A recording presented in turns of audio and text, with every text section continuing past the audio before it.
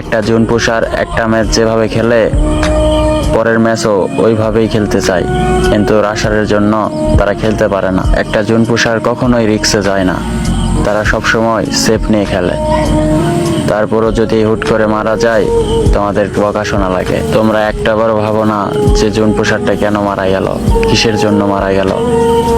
তোমরা জুন পুষার থেকে একটাবার শোনো না, হুদাই বকাবকি করো, রাগারাগি করো। তোমরা যেভাবে রাশ খেলো আমরা তো ওইভাবে খেলি না ভাই। আমরা সব সময় জুনের বাহিরে থাকি। আমরা চাই না যে আমাদের জন্য তোমাদের মাইনাস হোক, আমরা কখনোই চাই না ভাই।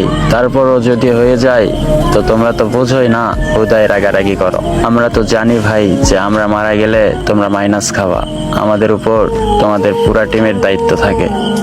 আমরা সব জেনে বুঝে তোমাদের কেন ইচ্ছা করে মাইনাস খেলাবো ভাই। একটাবার তোমরা বোঝার চেষ্টা করো, একটা জুন পুষারকে জেনে বুঝে তোমাদেরকে মাইনাস খাওয়াই। হয়তো তারা ফাইট নিতে চায় না, কিন্তু এমন চাপ পড়ে যায় যে ফাইট নেওয়া ছাড়া আমাদের করার কিছুই থাকে না। যদি একটা স্কোয়াড আমাদের গাড়িকে ফায়ার করে তাহলে কেমনে টিকবো ভাই ওদের সাথে বলো। আমরা তো একজনের সাথেই পারি না, আমরা জুন পুষ দিয়ে দিয়ে আমাদের খেলার স্কিলটাই হারিয়ে ফেলেছি।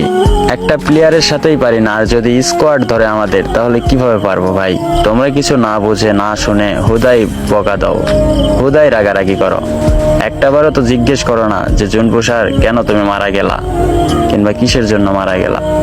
আমাদের বললে তো আমরা বলতাম, আর আমরা বললে তো তোমরা শোনোই না। আমাদের কথা তো কোনো দামই নাই তোমাদের কাছে।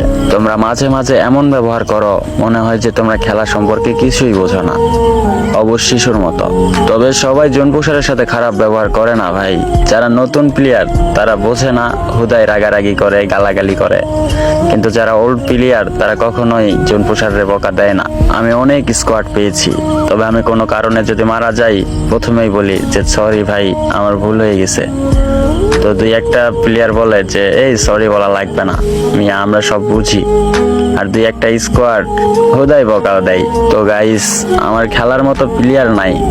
তোমরা যারা আমার সাথে অ্যাড হতে চাও কমেন্ট বক্সে ইউআইডি দাও। আমি একটা এমনি র্যান্ডমলি প্লেয়ারের সাথে খেলে দেখেছি, আর আমার টিকটকের ভালোবাসার মানুষের সাথেও খেলে দেখেছি।